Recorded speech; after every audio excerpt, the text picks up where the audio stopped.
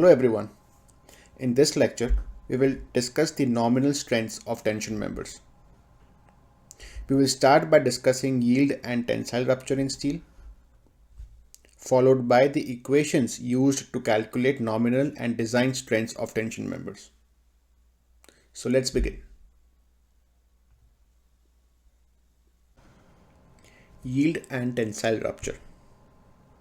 This is slightly challenging for me to explain on a presentation, but I will try my best. So, you already know what is yield stress, right? We discussed that in part 1. The yield stress is the stress at which there is significant elongation without any increase in stress. Look at this stress strain curve. Seems familiar, right? The stress at this point is the yield stress. You also might remember strain hardening from part 1. Strain hardening is a region where additional stress is necessary to produce more strain. We will use these two concepts in understanding the yield and tensile rupture. So, the nominal strength of steel in tension, Pn, is the product of its cross-sectional area, Ag, and its yield stress, Fy. Hence, Pn is equal to Ag times Fy. This is the fundamental equation of calculating the nominal tensile strength in steel. Now, imagine a plate without any holes in tension. After the stress in the plate reaches its yield stress, note, after it reaches its yield stress, the plate will start to elongate significantly without fracture. Ultimately, the plate will fracture after strain hardening.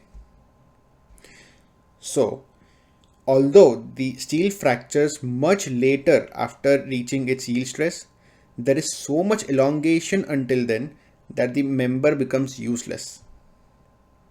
Hence, the strength of the steel is limited to its yield stress, Fy, and not its tensile stress or fracture stress. I hope the difference between yield stress and tensile stress is clear.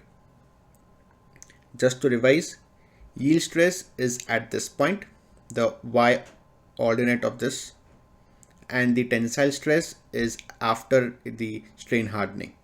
So you can see tensile stress is greater than yield stress.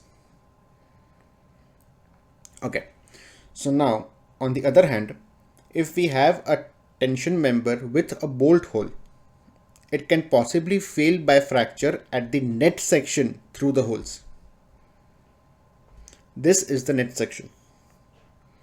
It is calculated by subtracting the hole area from the gross area. Don't worry if you don't get it. We will discuss this topic in much detail in the next video. Now, the main difference between the two plates in the figure is the presence of that hole, right? So if we see the cross section of plate 1, which is without the holes, we will see this.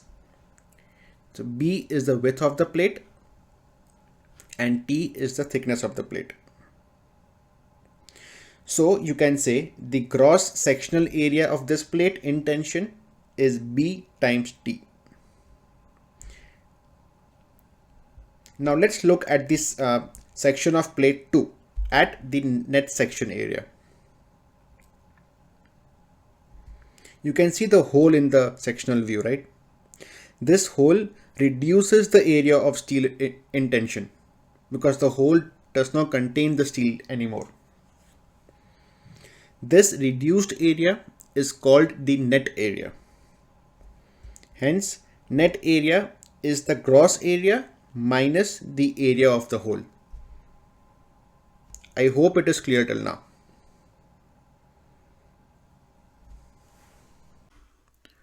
Now, from what we know so far, let's discuss the nominal strength equations of steel in tension. Let's look at this plate with a bolt hole one more time. So, as we increase the tensile forces on this plate, it is observed that the net section will reach strain hardening before other parts of the section reaches its yield stress. If I try to simplify this, the net section has a reduced steel area than the other parts of the section where no holes are present, right? For example, this section has no hole, so the gross area of steel at this section will be more than at the net section because of the presence of this hole. So if the same force is applied to both the areas, the one with the smaller area will be induced with more stress as there is less steel to take the same force. Due to this, the net section reaches its strain hardening much earlier. That means yielding is not the limit state for such a section. Hence, we need to use tensile stress and not the yield stress to calculate the steel strength. Therefore, the nominal strength of steel with holes in tension is the tensile stress times the effective net area. You may ask, what is the difference between the net area and the effective net area? We shall discuss that too in the next lecture. So now we have two different equations to calculate the nominal strength of steel in tension. Pn equal to Fu times Ae and Pn equals Fy times Ag, which we discussed in the previous slide. So which one to use? Well, the first equation is used for the section with holes, like the net section shown in the figure. And the second equation is used for sections without holes. For example, this section. You will then have two results for the nominal strengths. Therefore, AISC section D2 states that the smaller result of these two equations will be the nominal strength of steel in tension.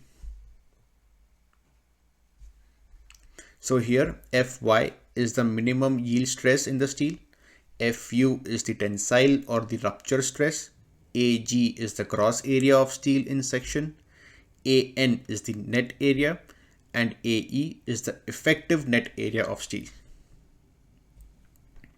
Now, the values of yield and tensile stress, which is Fy and Fu, is mentioned in table 2-4 of the AISC manual.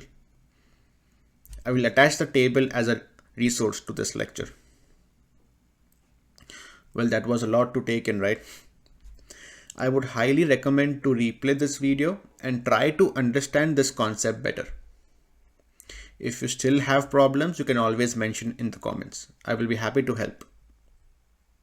Well, in the next lecture, we will discuss about net areas in steel. See you there.